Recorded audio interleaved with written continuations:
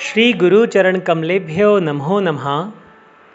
बहुनाम जन्म नामन्ते ज्ञानवान प्रपद्यते वासुदेव सर्वमिति सा महात्मा सुदुर्लभा। आत्मदर्शन अमृतवाणी 1623। यहाँ का सारा वैभव उसी की शक्ति से है, उसी की कृपा का स्वरूप है। तब हमें हिंसा से बचना है। अपना कुछ बचा नहीं, और जो बचा है शरीर, वह भी परमात्मा का है, परमात्मा के लिए ही है। अब अनेक विघ्नों तरंगों में हमारी नैया डूब नहीं सकती, बड़े आराम से पार हो जाएगी। वाणी 1624। जैसा सुना है, पढ़ा है, वैसा करके देखें, तब बात समझ में आएगी। आखिर बाढ़ से ग्रस्त नदी के किनारे बैठकर कब तक यूं ही समय गुजारा जाएगा। एक समय तो यूं ही शरीर पूरा होना है। अतः भगवान का नाम लेकर दूसरे किनारे के लिए कूद ही पड़ें। फिर देखें क्या होता है।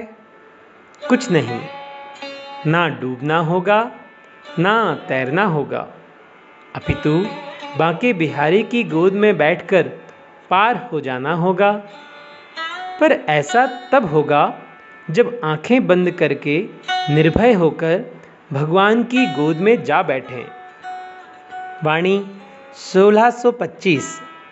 जैसे बच्चा खेलता है तो खेल ही खेल में माता पिता को मार भी देता है। माता के बाल पकड़कर वह खींचता है, तब माता पिता प्रसन्न ही होते हैं। आगे माता पिता भी कभी कभार बच्चे को थप्पड़ लगा देते हैं। बच्चा थोड़ी रोता है, पर बाद में शांत होने पर माता पिता स्वतः ही उसे गले से लगा लेते हैं। इस तरह दोनों ओर प्रेम ही प्रेम है। एक और बच्चा माता पिता को अपना मानता है, दूसरी ओर माता पिता बच्चे को अपना समझकर उसे थप्पड़ लगा देते हैं ताकि वह बिगड़े नहीं। इस तरह से दोनों ओर केवल प्रेम है, द्वैत नहीं है, कहीं भी हिंसा नहीं है। वाणी 1626।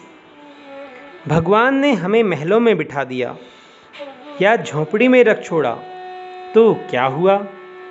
ये महल और झोंपड़े हमें परमात्मा से मिलने में बाधक नहीं हैं। अपितु मैं महलों वाला हूँ तो मैं बड़ा हो गया, और मैं झोंपड़ी वाला हूँ तो मैं छोटा हो गया। ये दोनों भावनाएं, मान्यताएं हमें हिंसक बनने से नहीं रोक सकती। वाणी 1627। छोटी सी जिंदगी का छोटा सा हिसाब ही रखना है। भगवान भी नहीं चाहते कि मेरा भक्त बड़े हिसाब किताब वाला हो। बस 2 रोटी का सवाल है, चाहे जैसे मिले, चाहे निर्धन बनकर, चाहे धनवान बनकर। इस तरह अच्छा ही होगा कि हमारा हिसाब किताब सीमित हो, इससे चटपट फुर्सत मिल जाए। वाणी 1628। एक स्वतः ही आगे बढ़ता रहता है और एक लोगों से पूछताछ करते हुए आगे बढ़ता है। जो स्वतः से पूछकर आज्ञा लेकर आगे बढ़ता है, उसका पूर्व संस्कार प्रबल है। वह आत्मा की आवाज़ को ध्यान से सुनता है, उसकी अवहेलना नहीं करता। पर दूसरा पूछ पूछ कर चलने वाला रुक रुक कर आगे बढ़ता है, उसे थोड़ा समय लग जाता है मंजिल तक पहुंचने में। वाणी 1629। कोई किसी को मानता है तो कोई किसी को, पर जो सबको मानता है और अपने इष्ट के प्रति दृढ़ता रखता है, वह शीघ्र ही पूर्ण तृप्त हो जाता है। हमें किसी की आलोचना नहीं करनी, अपितु सभी का सम्मान करना है, सबको आदर देना है। कोई चाहे जिस कोटि का हो, हम सबके लिए वह आदरणीय है। कभी भूल से भी किसी भी पंथ, वर्ग, वर्ण के संत की आलोचना हमें नहीं करनी है। वाणी 1630। जो संत हैं जो संत पहले हो चुके हैं वे परमात्मा की स्थिति में पहुंच चुके होते हैं।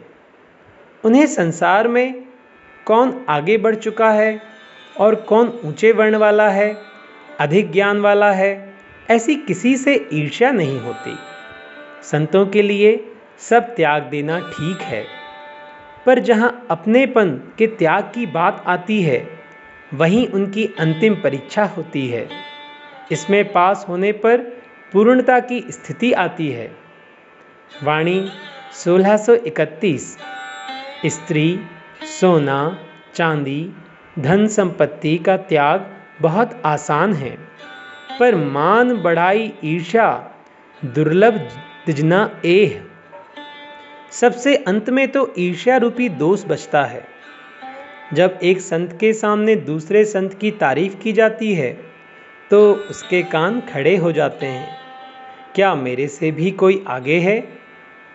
यह सूक्ष्म अहम की भावना अब बाधक रहती है, पर पूर्ण होने पर सब शांत हो जाता है।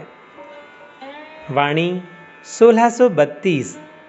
संतों की बात ही क्या है, उनकी हर बात निराली होती है। जब उन्हें बहुत मान सम्मान मिलता है तब वे बड़े खुश होते हैं और परमात्मा को सत सत प्रणाम करते हैं। हे प्रभु, आपकी जय हो। और जब अपमान गालियाँ मिलती हैं तब वे निष्पाप हो जाते हैं। इससे उनकी शुद्धता हो जाती है। वाणी 1633। भगवान तो हमसे कुछ चाहते ही नहीं हैं। वे तो केवल यह देखते परखते हैं कि मैं बारंबार तुम्हें चेता रहा हूँ कि यह अपनापन छोड़ो, यह सब मेरा ही करिश्मा है, कार्य है। तब जो तुम बारंबार अपने को सुखी दुखी महसूस करते हो, यही तुम्हारी मुझसे दूरी है। वरना थोड़ी सी बात समझ लेने पर एकदम सब साफ हो जाता है, सीधी राह खुल जाती है और फिर आग बरसे चाहे पानी, हम पर कोई असर होने वाला नहीं है। वाणी 1634। चंदन की खुशबू इतनी तेज होती है, उसमें इतनी शीतलता होती है कि बड़े से बड़े जहरीले सर्प उसमें दूर दूर से आकर लिपटते हैं, पर ना तो उसकी शीतलता में कोई कमी आती है, ना ही उसमें विष ही व्याप्त होता है। ऐसे ही संतों में ना मान है, ना अपमान, ना ईर्ष्या है, ना द्वेष, ना ही द्वैत।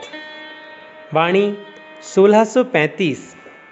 बहुतों की सेवा करने के बाद, बहुत कुछ दान देने के बाद, बहुत जप तप करने के बाद भी शांति ना मिली, तब समझना चाहिए कि कोई बड़ा विकार हम में है। वरना भक्ति के ये प्रमुख सूत्र हैं और यह विकार हो सकता है मैंपन, स्वतः को कुछ भी मान रखने का। हाँ, जब हमारे सामने कोई हमसे आगे वाला ऊंचा पीछे आता है, उस समय हमारी भावना क्या रहती है? कभी हम सहम जाते हैं और कभी अकड़ जाते हैं।